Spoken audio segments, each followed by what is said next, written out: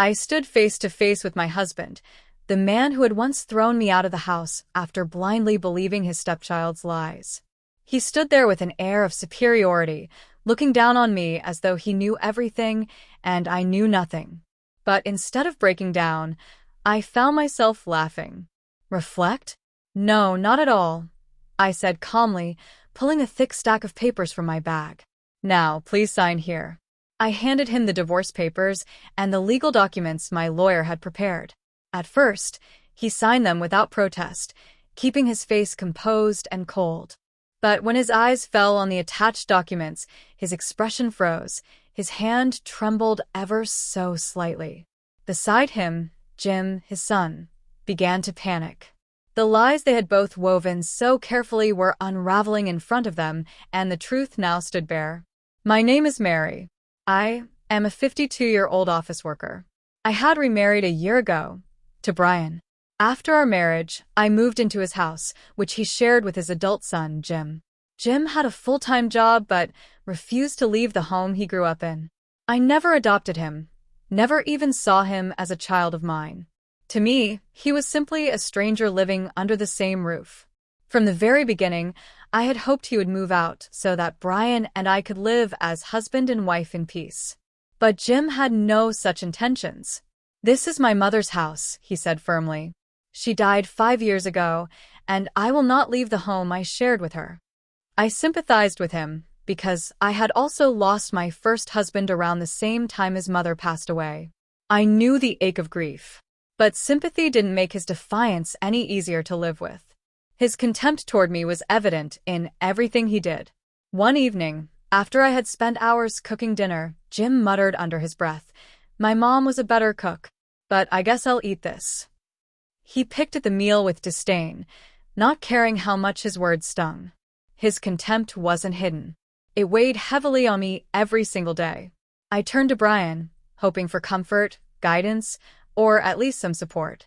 Jim clearly doesn't like my cooking, I said, my frustration leaking into my voice. What should I do? Brian shrugged indifferently. Then stop cooking for him. He doesn't have to eat it. His lack of concern stung, but I took his advice. The next time Jim came home to no dinner waiting for him, he exploded in rage. Why isn't there food for me? You married my dad, so it's your job to cook for me too. His audacity left me speechless. No matter what I did, I couldn't win. Jim's comments grew nastier as time passed, and Brian's refusal to intervene left me feeling utterly alone. Before our marriage, Brian had promised me that Jim would move out soon. Yet here we were, still living with him, as if nothing had changed. He just can't afford it, Brian would claim. But I knew better. Jim had inherited a substantial estate from his late mother. He squandered most of it on luxury items, expensive watches, electronics, gadgets. I had even seen the letters from credit card companies piling up in his room. He wasn't just reckless with money, he was reckless with his life. And through it all, Brian enabled him. One day, my daughter Emma came to me with joyful news. "Mom, I got proposed to." Her eyes sparkled with excitement, and my heart softened. Since my remarriage, joy had become rare in my life. This was one of those pure, beautiful moments I could cherish. "Congratulations," I exclaimed warmly. "I'm sure your father in heaven is smiling, too." Memories of my late husband filled my mind, his last days, his concerns for Emma's future. He would have been so relieved to see her find happiness. "I'll introduce my fiancé soon," Emma added, then hesitated. "But do I really have to introduce him to Brian? He's just your second husband. He has nothing to do with me." Her honesty cut me, but I couldn't blame her. Unlike Jim, she had never been adopted by Brian, never shared a bond with him. "Just greet him briefly," I suggested gently. "It doesn't have to be more than that." When I told Brian about Emma's engagement, he barely reacted. His indifference hurt, but didn't surprise me. He had never shown any real interest in Emma. Later, Jim sneered at me. "Why don't you just divorce Dad and live with your daughter? You probably hate living with us anyway." Shocked, I turned to Brian for support, but as usual, he walked away without a word. My anger boiled over. "Don't you have someone special in your life, Jim? Why don't you get married and give your father some peace? Jim scowled and walked away. I doubted he had anyone in his life. The thought of him marrying and bringing a wife into the house filled me with dread. Do you think Jim will stay here, even after marriage? I asked Brian one evening. He didn't even glance at me. Leave it to Jim. I don't care either way. His indifference infuriated me. Eventually, Emma introduced me to her fiancé. Brian refused to come. I don't care about that. Don't invite me to the wedding either, he said coldly. My heart ached, but when I met Emma's fiancé, Jack, I found myself relieved. He was mature, kind, and responsible, everything Jim was not. He was around Jim's age, but carried himself with far more grace and dignity. You've found yourself a great man, I told Emma, sincerely relieved. Compared to him, Jim looked even more pathetic. If things don't work out with your husband and his son, you can always come live with us, Jack offered kindly. His words gave me a sense of relief I hadn't felt in years. But back at home, Jim greeted me with the same contempt as always. A housekeeper shouldn't be late. Dad and I are starving. Hearing him call me a housekeeper stung deeply, but Brian pretended not to notice. Compared to Jack, both Brian and Jim seemed utterly useless. Meanwhile, Brian began disappearing every weekend. I'm helping a friend whose mother is in the hospital, he explained. I didn't believe him. When I asked, is this friend a woman? He panicked and denied it too quickly. His behavior only deepened my doubts. Jim noticed the tension and took pleasure in it. Dad probably regrets marrying an old lady like you. Maybe he wishes he'd married someone younger. You're going to get cheated on and kicked out. Poor thing. His words stung because deep down, I feared they might be true. Why don't you just give up on Dad and leave before things get messy? Jim added smugly. That was the moment I realized I couldn't tolerate this life any longer. I often wondered if Brian intended to replace me with his mistress. Just as these thoughts consumed me, Emma called. Mom, I need to talk to you. Can you come over? She asked, her voice serious. Worried, I hurried to her place. Jack was there, too. What's the matter? Don't tell me you're calling off the wedding, I said anxiously. They both smiled awkwardly. Why would we cancel the wedding? This is about you, not us, Emma explained. Relieved, I was caught off guard by their next revelation. Jack handed me his phone. Is this your husband, Brian? At first, I didn't recognize him. But then I noticed the young woman next to him calling him by name. After looking closely, I realized it was indeed Brian, wearing clothes I had seen him wear before. The photo was taken at a wedding venue, and the two of them were discussing their own wedding plans. I was speechless. Brian had no children other than Jim, so the young woman couldn't possibly be his daughter. The unthinkable truth hit me. He was planning to marry someone else while still married to me. Emma frowned. That woman looks far too young to be Jim's girlfriend, doesn't she? I admitted I had suspected Brian might be cheating, but I never imagined it would be with someone so young. Emma and Jack were shocked when I told them everything, his evasive behavior, his weekend absences, my growing doubts. Your husband is awful. We need to properly investigate and make sure he takes responsibility, Jack said firmly. You need to divorce him immediately, Emma added. I agreed, but I knew we needed solid evidence first. Jack began searching for private investigators. Don't worry about your future, Mom. You can come live with us, Jack reassured me. His words gave me the strength to return home with newfound determination. Jim greeted me the way he always did. Hurry up and make dinner. Housekeepers shouldn't be out so late, he said dismissively. His words cut deep, but I prepared dinner silently. I wouldn't let him see me struggle. Once I had proof of Brian's affair, I would leave. If Brian remarried, Jem would have to rely on his new stepmother, and I knew he wouldn't dare treat her the way he treated me. When Brian came home, I decided to test him. Will you be attending our daughter's wedding? They're having it at a prestigious venue, I said casually, mentioning the same venue from the photo. His face stiffened for a moment before he denied knowing the place. That reaction confirmed my suspicions, but I didn't press further. Then Brian changed the subject. Jim hasn't asked you for money, has he? He's been struggling financially. I shook my head.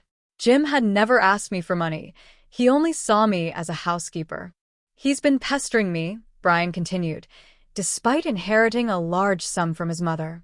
He blew it all, and now he's asking me for help. I thought of the debt collection notices I had seen while cleaning Jim's room, but stayed quiet. I didn't want to reveal what I knew.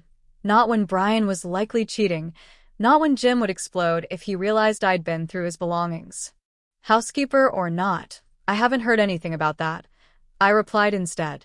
Brian sighed. Can't you talk to him? Tell him to stop wasting money. I was stunned. Jim doesn't listen to me. You're his father. You should talk to him. But Brian kept pushing. Don't be so cold, please. I'm not good at dealing with tough conversations.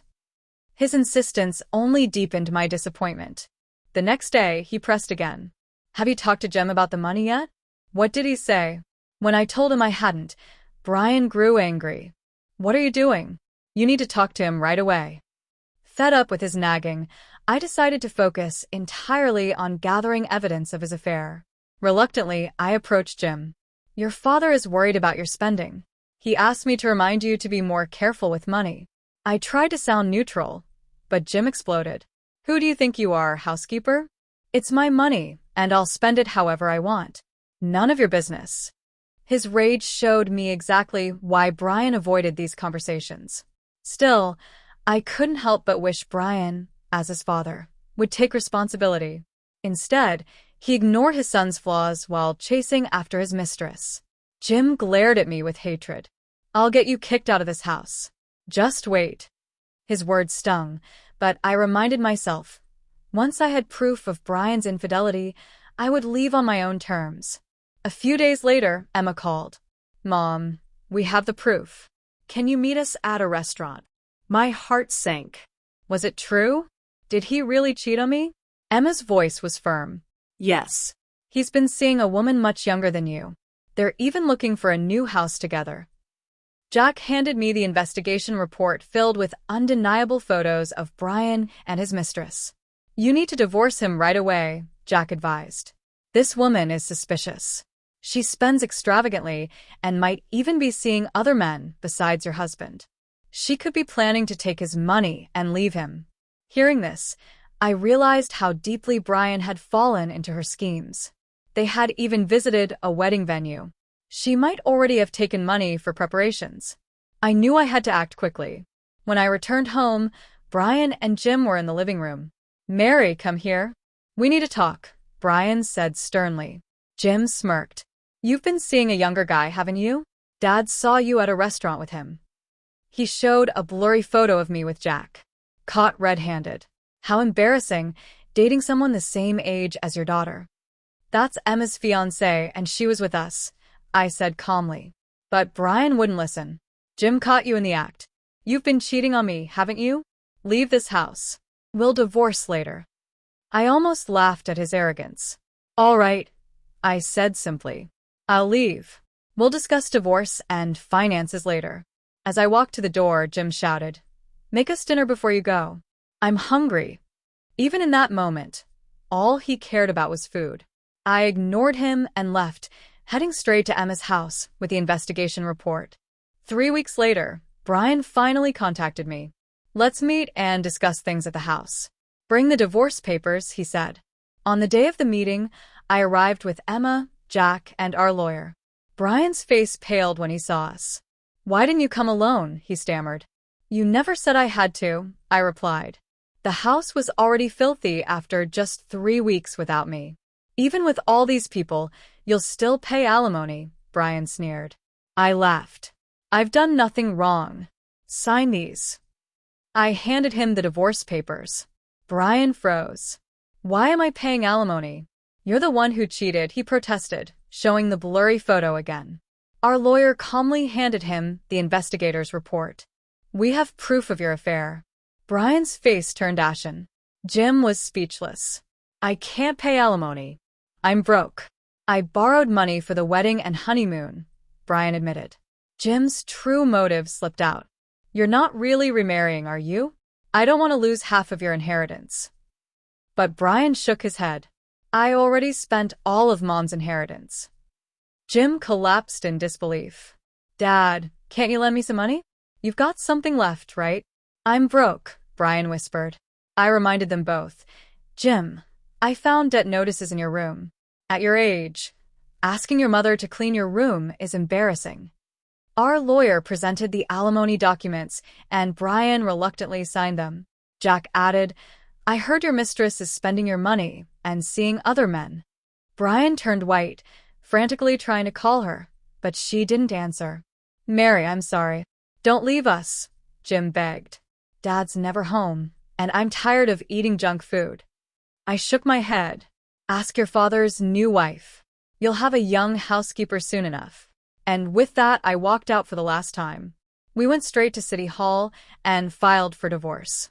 I moved in with Emma and Jack. Life was a bit cramped, but we planned to move to a larger home soon.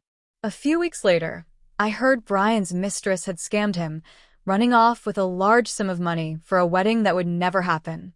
He was left with nothing but debt. Jim even called me, begging for help. Mom, Dad moved out, and I have nowhere to go. I'm not your mother, I reminded him coldly.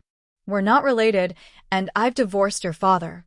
When he kept harassing me, Jack threatened to report him to the police. That finally scared him off. Life with Emma and Jack was peaceful. Soon, we received wonderful news.